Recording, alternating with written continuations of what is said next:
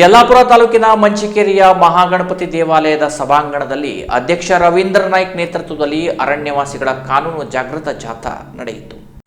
ಸಾಗುವಳಿ ಮಾಡುತ್ತಿದ್ದೇವೆ, ಅರ್ಜಿ ಕೊಟ್ಟಿದ್ದೇವೆ, ಜಿಪಿಎಸ್ ಆಗಿಲ್ಲ, ಅರಣ್ಯ ಹಕ್ಕು ಕಾಯ್ದೆ ಜಾರಿಗೆ ಬಂದಿದೆ, ಅರಣ್ಯ ಸಿಬ್ಬಂದಿಗಳ ದೌರ್ಜನ್ಯ ಕಿರುಕುಳ ತಪ್ಪಿಲ್ಲ, ಹಕ್ಕು ಪತ್ರ ನೀಡಿದ್ದಾರೆ, ಪಹಣಿ ಪತ್ರದಲ್ಲಿ ಹೆಸರು ದಾಖಲಾಗಿಲ್ಲ ಮತ್ತು ಬುಡಕಟ್ಟು ಜನಾಂಗದ ಭೂಮಿ ಹಕ್ಕುದಾರರಿಗೆ ಸರ್ಕಾರದ ಸೌಲಭ್ಯ ಸಿಗುತ್ತಿಲ್ಲ.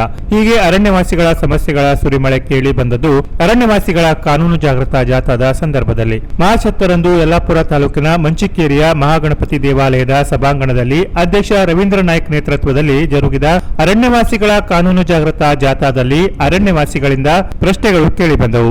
ಕಾನೂನು ಜಾರಿಗೆ ಬಂದು 18 ವರ್ಷಗಳಾದರೂ ಜಿಲ್ಲೆಯಲ್ಲಿ 10% ಅರಣ್ಯವಾಸಿಗಳು ಮಂಜೂರಿಗೆ ಅರ್ಜಿ ನೀಡಿಲ್ಲ. 72% ಅರಣ್ಯವಾಸಿಗಳ ಜಿಪಿಎಸ್ ಅಸಮರ್ಪಕವಾಗಿದೆ. ಜಿಲ್ಲೆಯಲ್ಲಿ 87,757 ಅರ್ಜಿ ಸಲ್ಲಿಸಿದ್ದಲ್ಲಿ ಪ್ರಥಮ ಹಂತದಲ್ಲಿ 69,733 ಅರ್ಜಿಗಳು ತಿರಸ್ಕಾರವಾಗಿದ್ದು, ಅಂದರೆ 73% ಅರ್ಜಿಗಳು ತಿರಸ್ಕಾರವಾಗಿದೆ.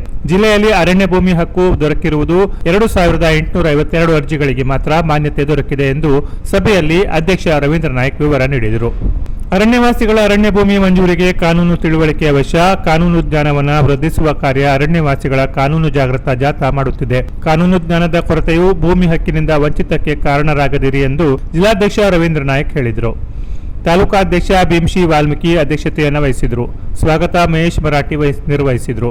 ವಂದನಾರ್ಪಣೆ ಭಾಸ್ಕರ್ ಗೌಡ ಮಾಡಿದ್ರು. ಗ್ರೀನ್ ಕಾರ್ಡ್ ಪ್ರಮುಖರಾದ ವಿನೋದ್ ತಳೇಕರ್, ಚಂದ್ರು ಪೂಜಾರಿ, ಬೀರಪ್ಪ ಬೆಳ್ಳಿ, ಕೃಷ್ಣ ನಾಯರ್, ನರಸಿಂಹ ನಾಯ್ಕ್ ಮುಂತಾದವರು ಮಾತನಾಡಿದರು. Canara plus news, Yellapur.